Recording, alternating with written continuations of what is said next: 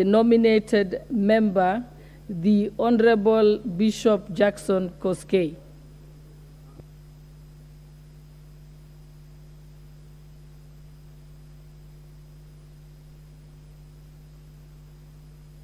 My mic is not working. Okay, thank you. Thank you so much, Madam Speaker. I want to begin by congratulating you, having been elected the Deputy Speaker of this august House.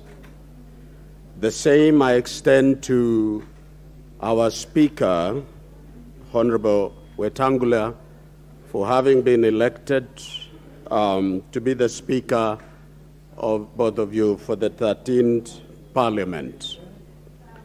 I also would like to take this opportunity to congratulate all members having gone through rigorous election exercises, and finally, by the grace of God, you have had an opportunity to be in this august House. Above all, Madam Speaker, I wish to recognize on behalf of those members of our society living with disabilities one way or another in this country. And I wish to express my greatest and deepest gratitude to constituencies that elected members with disabilities in this country. They are great. I wish to congratulate them for not seeing the physical, but saw the person and character of the individuals elected. I also want to take this opportunity to thank and to appreciate most sincerely my party, the United Democratic Alliance, under the leadership of His Excellency, the President of our Republic, William Samoei Ruto, having considered me, among others, to be representative of special interest groups and persons with disability. I wish to say how deep and grateful I am to be given an opportunity. I look forward that my life in Parliament in the next 5 years, I will make contribution towards improvement in terms of legislation and representation on needs of persons with disability, amongst others in this country. Madam Speaker, as I listened to the opening inaugural speech of our Speaker, he mentioned about several bills that needed to be revived in the House. We looked at them, and some of the bills which we thought should have been there includes those bills that touches on persons with disabilities, one of which had progressed from the last Parliament to Senate, and it's still there. We would like to have it looked at afresh, and soon we will approach your office. We've had a meeting with the Kediba, which is a caucus group. We will be bringing the attention of the House that we need a relook on the instruments that helps persons with disability in this country and their families and guardians and people who are related to them one way or another, in making them enjoy the benefits of the constitutional provision thanks to our Constitution.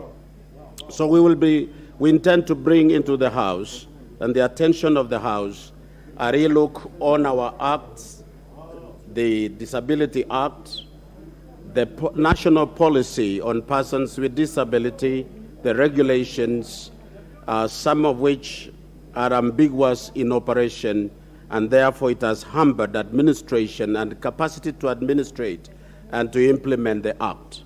So, Madam Speaker, we will be drawing the attention of the House to the same. Today, as I make my maiden speech, I want to join colleagues who have contributed overtime the last 4 days on one aspect, and that is security. Matters security is one of the contributing factors to disability. Where there is war, insecurity, people are injured, and we create more disabled in the country. I wish to appeal that maybe it will be necessary to relook at the causes and the issues that are underlining in areas that has been unstable in our country, in the northern part, the eastern coastal area, and what we have in Rift Valley, northern part of Rift Valley belt, that there is got to be a concerted effort by all leaders and look at this issue of cattle rustling as a menace that can be controlled. Having lived and worked and participated in the faith-based services in this country for the last over 40 years, I have, in my opinion, concluded that this thing requires more of a political goodwill rather than any other methods. The others are secondary, but there has never been a political goodwill at national and local level. So perhaps this House will consider at one point to reintroduce a motion that we establish a task force of this Parliament to study and to let the people participate in contributing, has to know why and what are the causes and the remedies towards insecurity, and especially in areas which are affected in the communities. With this, Madam Speaker, I wish to thank you for giving me the opportunity. I guess I've been trying since we started, but I think I was a bit analog. There was one button that I did not press, so I thought I could not see it. But thank you very much. May God bless you. Good morning.